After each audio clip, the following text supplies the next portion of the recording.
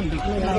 ఏం చెప్పను, మాగంటి గోపీనాథ్ చనిపోయే వరకు మాగంటి గోపీనాథ్ అంటే అందరికీ రెస్పెక్ట్. ఆయన అట్టాగే బతికాడు. మేము ఎప్పుడు బయటకు రాలేదు. నేను ఎడ్యుకేటెడ్, మంచి చెడు అని నేను ఎప్పుడు బయటకు రాలేదు. అతను చచ్చిపోవటం, వాళ్ళు చచ్చిపోవటం కాదు, కావే ఒక మిస్టరీ చేశారు. ఏం జరిగింది చెప్పండి.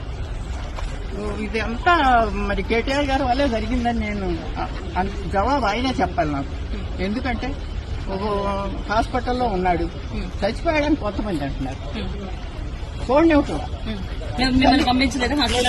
పంపించలేదు. స్టాండర్డ్ గా ఆ తల్లి అన్న వదిన రాకూడదు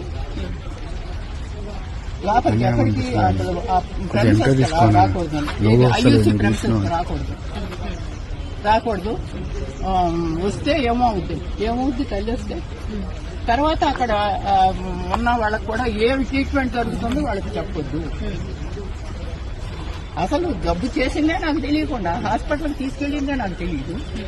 ఎవరో హాస్పిటల్ తెలిసిన ఆయన ఫోన్ చేసి బాబు వచ్చేసారు అని పెద్ద బాబు ఏంటికి వచ్చి ఏంటంటే రాని మరే.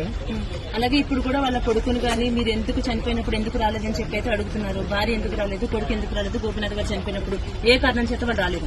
వాళ్ళు ఏ కారణం చేత రాలేదు మరి ఊర్లో ఉన్నదాన్ని అన్నీ. అంటే ఇప్పుడు వాళ్ళ అబ్బాయి చెప్తున్నాడు బెదిరించారు, వాళ్ళ అబ్బాయి అంటున్నారండి బెదిరించారు మమ్మల్ని, ఆ బెదిరింపుల వల్ల నేను రాలేదు, నేను యుఎస్ లో ఉన్నాను అంటున్నారు. కావచ్చు, అబ్బాయి యుఎస్ లో ఉన్నాడు కావచ్చు. ఎందుకంటే నేను ఇంట్లో ఇక్కడ పిల్లడు అక్కడ ఉండంగానే ఇంకా చనిపోయాడో లేదో తెలియదు, వెంటిలేటర్ లో ఉన్నాడు. ఒక్కసారి చూస్తానంటేనే నన్ను కన్న తల్లిని, ఆడికి 63 ఏళ్లు, నాకు 92 ఏళ్లు.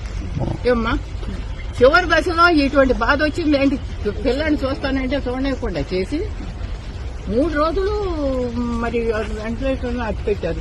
నాకేంటి డాక్టర్స్ రావచ్చమ్మా అంటే నాకు తెలియదు కదా, ఆశ అన్నమాట. వస్తాను అక్కడే పడినా. ఈ కేటీఆర్ గారు ఒకసారి వచ్చారు, వచ్చినప్పుడు అయ్యా నన్ను ఇటు రానివ్వట్లేదు కొంచెం చెప్పాయా అంటే గమ్మని తలుపు మూసుకుని వెళ్ళిపోయాడు. కానీ అయ్యో వస్తాను చూస్తాను ఏంటమ్మా అని మాట కూడా అడగదు ఆయన.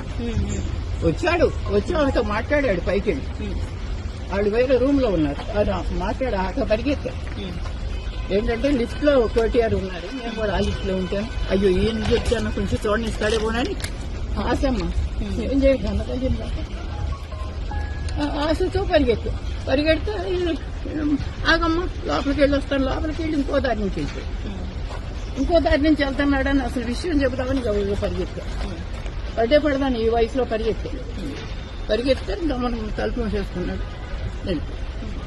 అయ్యో ఒక్క మాట అయ్యా బాబు ఒక్క మాట అయ్యా. వచ్చారు. మరి ఆయన వచ్చే వరకు ఈ చనిపోయిన బాడీని ఎందుకు కట్టి పెట్టారా అన్నది ఆయనకి తెలియదు. ఆయన వచ్చిన తర్వాత ఎందుకు డిక్లేర్ చేశారా అని ఆయనకి తెలియదు, నాకు తెలియదు కదా. ఈ కేటీఆర్ సమాధానం చెప్పాల్సిన విషయం. ఎప్పుడు చనిపోయారన్నది క్లారిటీ లేదు.